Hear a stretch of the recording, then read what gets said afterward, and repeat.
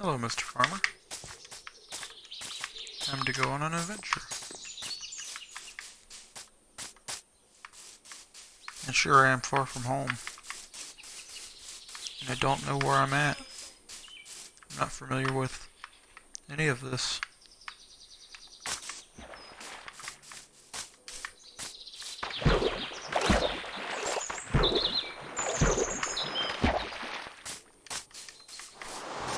Mobs everywhere.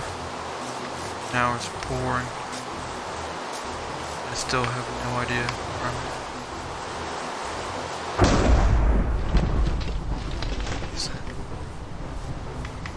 Gotta keep going.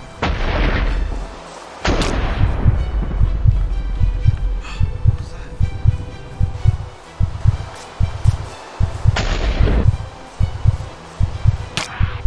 Gotta hide. Oh, that's too deep.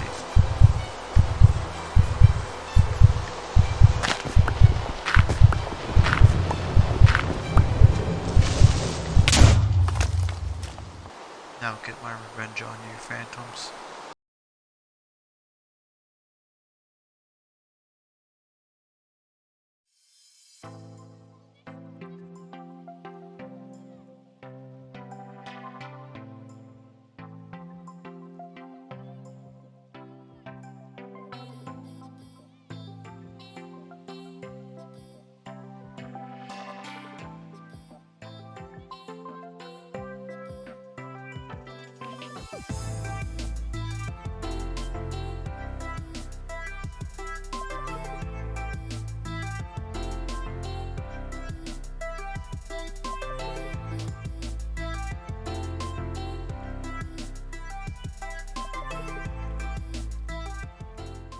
What's going on, guys? I'm RSB, and today I'm going to be showing you a farm I designed for you guys. This farm is Overworld Phantom Farm. For being an Overworld only farm, it is pretty impressive on the rates, especially for the Bedrock edition. This farm, the rates depend on how much work you really want to put into it. You can do the full parameter on it, and that will give you the max rates of about 500 membranes per hour, which comes out to about 7.5 stacks per hour. Or if you just need some phantom membranes here and there, then you can do the minimal work and harvest the phantom membranes as you get them. So let's get started building this thing. All of your materials are going to be inside of the description below, and I'll also put them on screen for you right now. So feel free to pause the video and take note of what you need. And then once you collected all of the resources, unpause it and let's start this. To get started, you are going to want to be in a low-lying area. Somewhere around plains, something like that would work good. You just want to be below level 75. You can see here I'm below by about 10 blocks. So what you want to do, grab your scaffolding, tower up until your scaffolding is exactly 75. The reason for this is that phantom spawns are most concentrated at level 75. You want to place down a temporary block, and then one permanent block, and jump on top of that permanent block. And you are going to build all the way around it, making a 3x3 platform, just like that. Then you want to grab your glass and place down one piece of glass in the center. This will be temporary. And then another temporary piece of glass right here. You want to grab your fences. You can use any fence that you'd like or any wall that you'd like. And build your fences all the way around. To grab your glass, tower up by another 3, and then come out 4 on each side.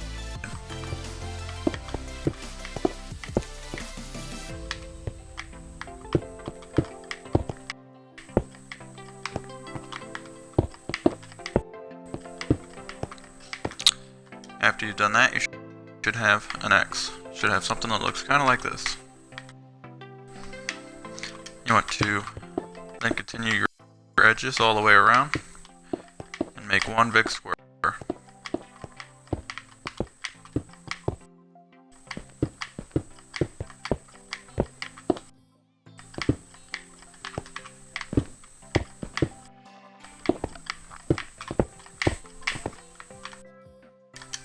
Make one big platform.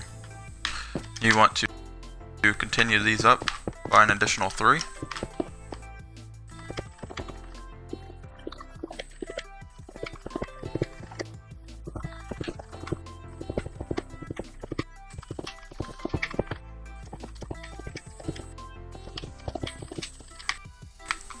Just like that.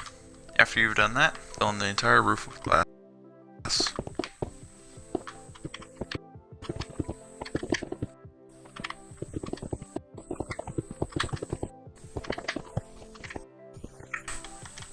So you should have one big cube. Then you want to come to the side and you want to place blocks down depending on which side you want your kill area and trident killer to be on. So for example, I'm going to place my trident killer on this area facing this way. So you want to come up 1 block and then come out by 2, come out by 2, and then go in by 2. So you should have 2 by 3 platforms, just like that. You want to come to this right platform, come to this far corner block and place down 1 piece of glass. Then you want to grab your dropper and stair, and you want to place the dropper down right here, facing in towards you. Then grab your stair, come down here and place in your stair upside down, facing into that dropper, just like so. It has to be orientated like this, or else it will not work properly. Then you want to grab your hoppers and place 1 hopper into the side of that dropper, and then 2 additional hoppers into the side of this hopper. So it should look something like that. After you've done that, you want to grab your glass and build up by 2, completely around this.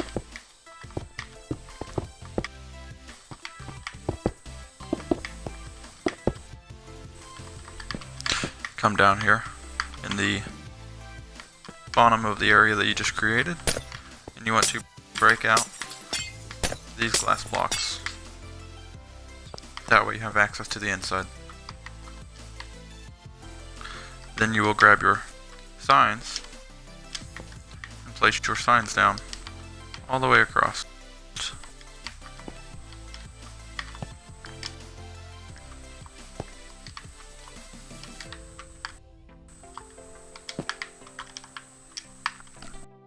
Just like that. After you've done that, you'll place a sign in the center, directly above this center hopper in this location. Then you want to come down here and break out these temporary blocks, these 2 bottom blocks, leave the 3rd block up, and then break out the remaining blocks in the center. Do not break the glass blocks on the side. Once you've done that, you want to place down your signs in here. You want 3 on each side and 1 in the center. After you've done that, you want to continue your signs all the way across. So it should look just like this, where you have a wall of signs here. You do not want a sign up here. After you've done that, you want to grab your buckets of water, place down 3 on this side here, 3 on this side here. All the water should flow on these sides towards those signs and stop, and you should have one empty spot here. This empty spot you are going to break. You're going to grab your slabs, and you're going to place down a bottom half slab, right in that location. This half slab will assist the XP on coming through to the player. After you've done that, you want to grab your glass again. Place one temporary block here, and then place glass completely over this hole. After you've done that, you want to come by 2, and on the third block in, you want pieces of glass. On the other side, come in by 2. On the third block in, place 2 pieces of glass. You should have 3 blocks that are open inside of the center. These open is where you are going to place down your pistons. 2, 3. Just like that. And after you've done that, you're going to want to come to where this dropper is. Directly behind it, your temporary block, and then a solid block to the side of the dropper. This has to be a solid block that conducts. It cannot be a piece of glass. You are then going to grab your glass, place one here, and one here. Once you've done that, you're going to grab your solid blocks again, and on this block directly above the stair, you're going to place 4 blocks down. These have to be solid blocks that can conduct redstone and make a T-shape. Go to the center. Once you've done that, grab your redstone repeater and place your redstone repeater on 1 tick delay going into that right block. Grab your redstone torch and place it on the bottom of that block, just like that. And then you're going to grab your redstone dust and place 1 piece of redstone dust on this side. This will make a redstone clock that will run the circuit. To turn the clock off, you will place the lever here and turn it. This lever is where you're going to turn the farm on and off. You do not put a torch tower to it, or you can run a redstone line to it and place the switch practically wherever you would like. But for demonstration purposes, I'm going to place this switch here. Once you've done that, you want to grab your redstone dust and follow your dust around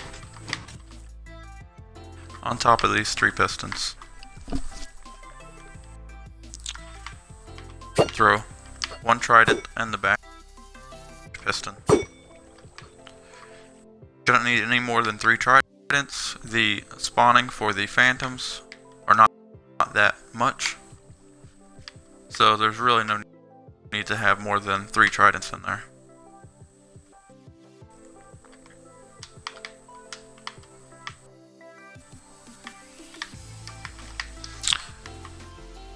After you've done that, you want to take your redstone dust and stare it down in these 3 locations, just like that. Now you can turn on your switch. This will activate your trident killer and also activate your dropper. You can place an item inside of your dropper just to ensure that it's working. And you can see with the stairs, the dropper will drop the item down in the same consistent spot over and over again. Without those stairs there, the items will land all over the entire area, making a mess and missing the hopper that's going to be below it. So to finish this up, the last thing that we want to do is grab our buckets of water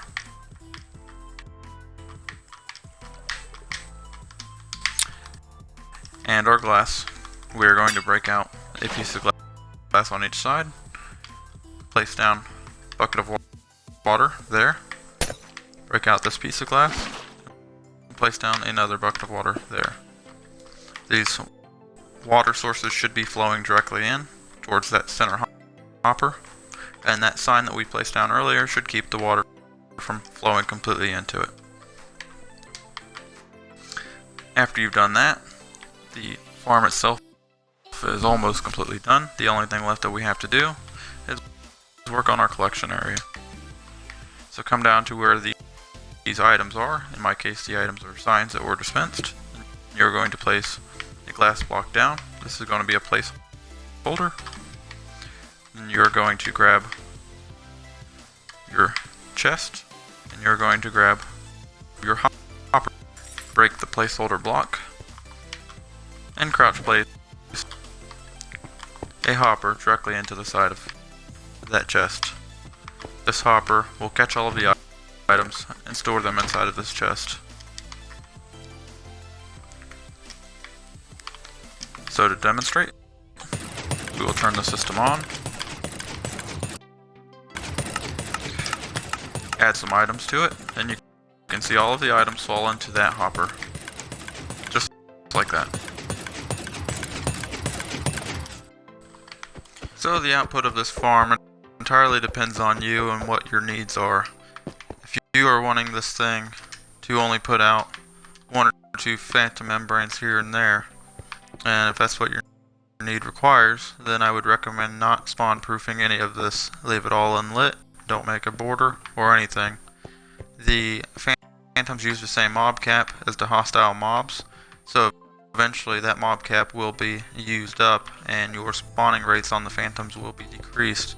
So if you plan on using this farm for a large scale shop on a realm or something of that sort, to where you're going to need a lot of phantom membranes, then you're going to need to do a little bit more work. To see what I'm talking about, you have this green circle here, which represents the inside diameter of where the mobs can spawn, which is 24 blocks from the player. And then you have this white circle, which represents the end of where the mobs can spawn, which is 44 blocks from the player. The mobs can only spawn within these 2 circles. They will not spawn inside of this circle, and they will not spawn outside of this circle. They will instantly despawn if they go further than this white circle. So you want to use this to make the most of your spawning for the phantom farm. So basically what you want to do is make a giant pad of magma blocks. We use magma blocks because these are the only blocks inside of the overworld that the phantoms can spawn on and no other mobs can spawn on. So if you want max rates for this farm, what you want to do is come down to the ground floor and light up this entire area. From here, within 50 blocks in every direction, you want to light up. That should take care of all of the different spawns. In this test world, I have the slabs down, so nothing can spawn here, but you can use torches, sea lanterns, whatever you see fit. After you've done that, you want to come out 24 blocks from the AFK spot. So this would be 1, 2, and so forth.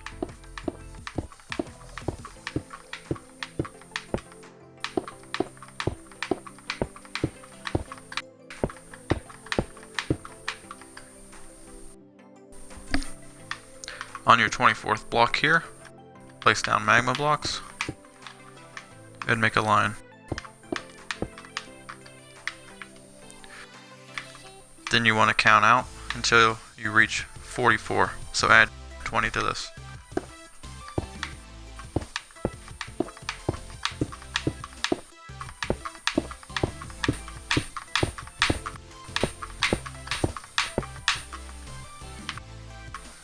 Once you've reached this area, you want to build it out like you did there.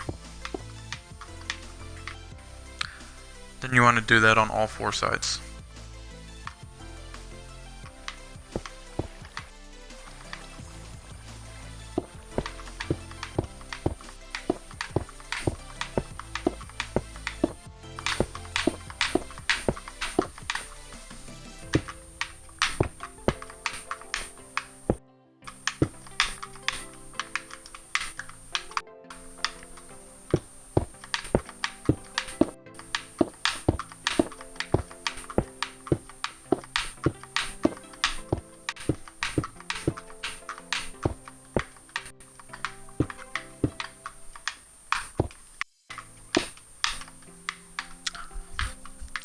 After you've done that, you want to take these two inside lines, connect them together.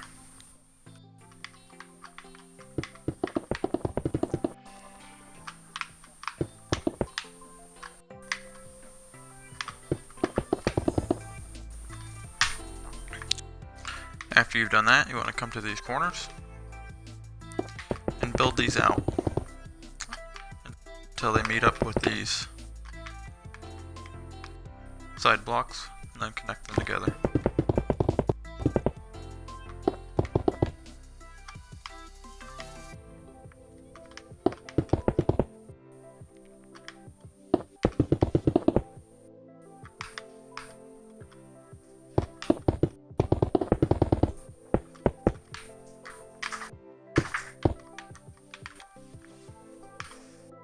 So in each of your four corners you should have a shape that looks like this.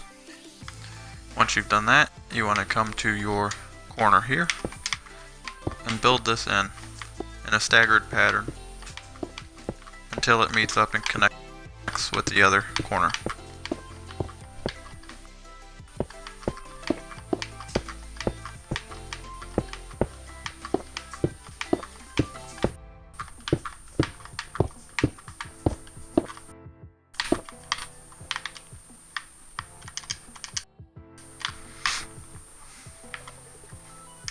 After you've done this, fill this in completely with magma blocks, and then repeat it on the three other sides.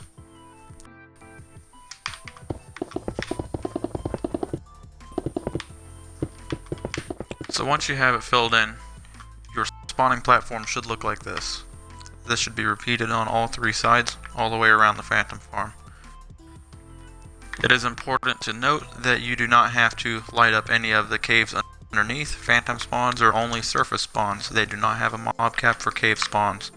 So do not light up any caves unless you have any other mob farms around that require you to do so. But for just this phantom farm, you only need to light up the surface.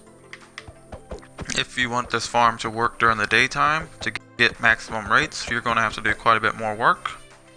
What you're going to have to do is go up to Y120 and install a huge roof of leaves entirely over the entirety of this farm to allow the phantoms to be able to spawn. To demonstrate, I will use this command block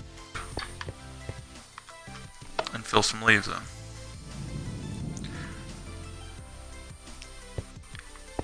Since these are generated using the command block, they are going to start to deteriorate. However, whenever you place them down inside of your world by hand, they will never despawn or deteriorate. Above here, you want to make sure that you make a 3x3 hole inside of the leaves directly above your AFK spot. Phantoms will not spawn if you have anything blocking light over top of your head. So whatever is directly above you, you have to have direct sky access, or else phantoms will not spawn. This pretty much wraps up the tutorial. If you guys get stuck and need any help, leave a comment below. If you guys like this tutorial, then please leave it a like. If you really like this tutorial and you want to see more like it, then please subscribe. Thank you.